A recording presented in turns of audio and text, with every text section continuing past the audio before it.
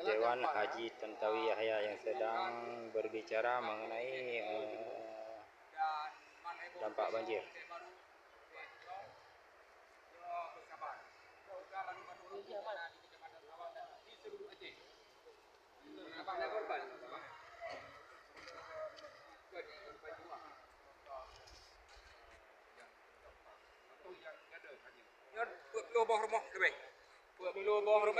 Pelubah rumah warga ada dan jalan hanya depan li ya. Jalan aspal hanya depan li ya. Posisi ini ke waktu meter kau tengah kerung. Mudah-mudahan kejadiannya urun-urun bersabar, tabah. Mudah-mudahan Allah akan gando yang hana tak sangka-sangka, yang lebih indah. Karena katu badrona kamu ikut berduga. Dari dagangan dengan dapak kena. Walaupun dagangan hanya dong ini hanya tu. Tinggal kena. Dengan dapak luar kena galak. Bunganya lu sedar itu. Yang kalau untuk nilai kalau untuk kondisi. Pak Budi.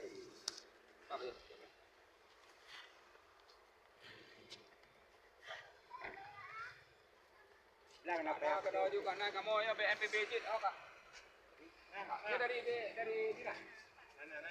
Mana?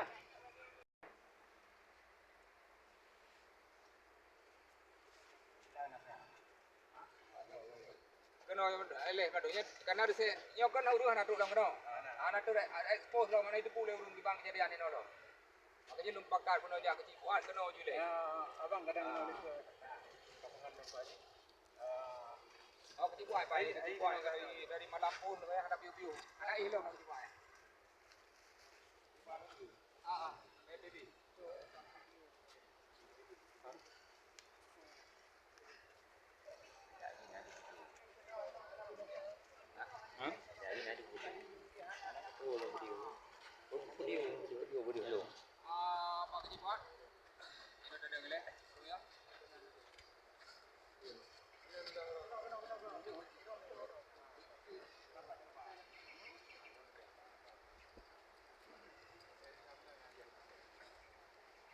Liling madu gede kok. Gede hidup kok.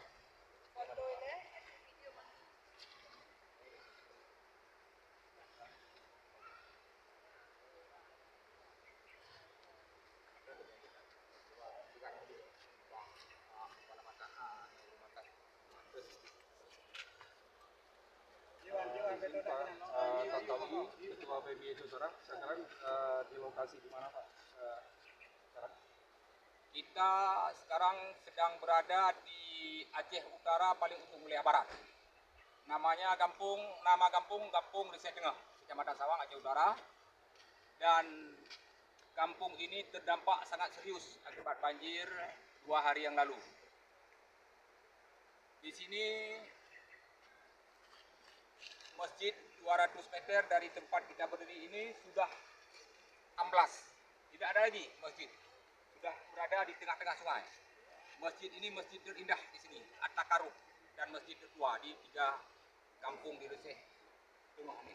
Tengah, Aceh Baru, Tunang. Dan ini tidak ada bekas lagi. Sudah habis dan juga jalan utama menghubungkan antar kampung ini juga sudah tidak ada bekasnya lagi. Sudah di tengah-tengah sungai.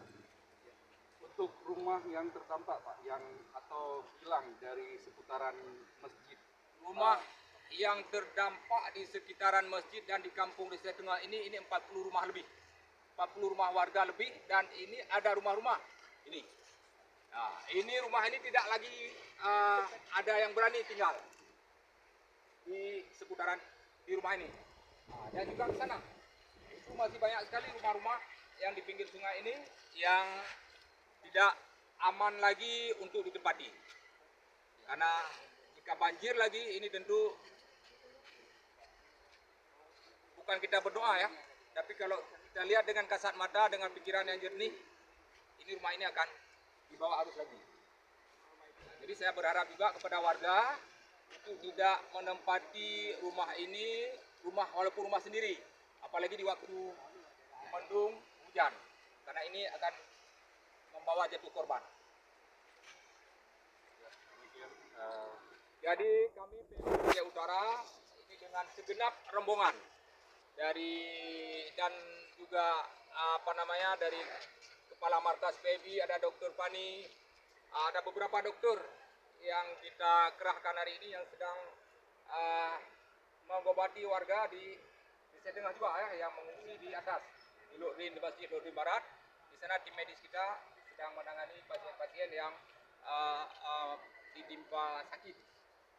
Jadi ini hadir Pak Fuad, ini yang mulai dari awal kejadian belum tidur, ini sudah 5 hari 5 malam, luar biasa, bekerja sama juga dengan BNPB, dan hari ini saya sudah turun langsung ke lokasi yang kita bilang sangat parah. Di daerah lain juga kita lihat parah dan sangat parah juga. Ini korban